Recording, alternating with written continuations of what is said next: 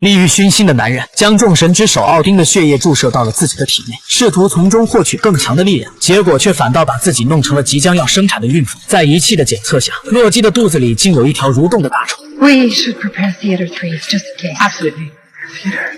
What theater?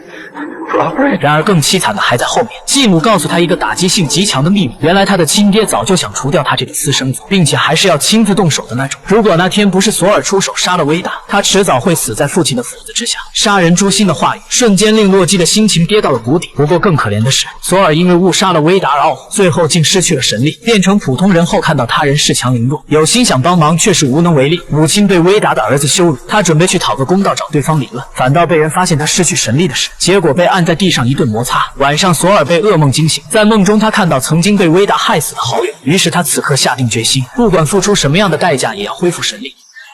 Solo too klaar. Doe je het maar verkeerd te pakken.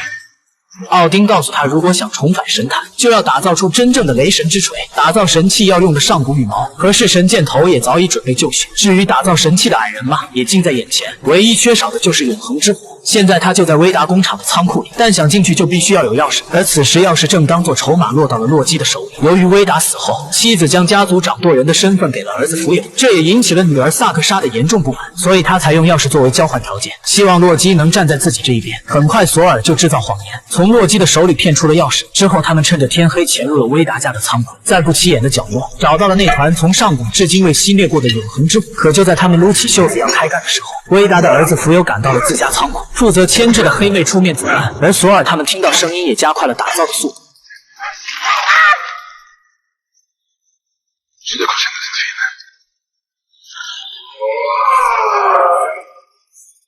由于时间的原因，雷神锤草草完结。我敢说，这是我见过最丑的雷神锤了。为了打造它，一个重伤，3个被警方拘留，但换回来的雷神锤却是废铁一块。索尔用尽全力将锤子撇出，这下可惨了，拿什么去迎接大战了？直到暴风雨来临的前夕才发生了转机。雷神锤感应到外面的天气蠢蠢欲动，索尔马上拿起锤子要去尝试，弟弟洛基却突然出现，质问索尔为什么要说谎骗他的钥匙，去打造同样能诛杀他的雷神锤。如今他管不了洛基的情绪，直奔雷电而去，举起锤子去迎接雷电的洗礼。很明显，雷电的力量远比索尔想象的要艰辛得多。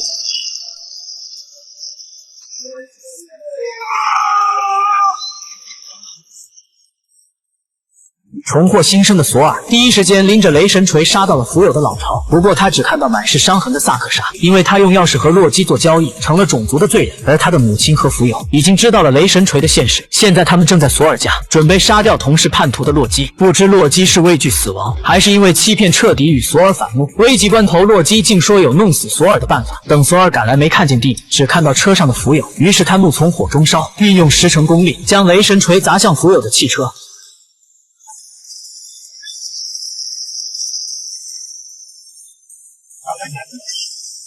其实那晚洛基并没有死，几天后他将当初剖腹产生下的蛇放进了湖里，而这条蛇日后也就是雷神的克星尘世之蟒耶梦加德。从此洛基也正式回归了巨人族，成为威达一家暂时的同盟军。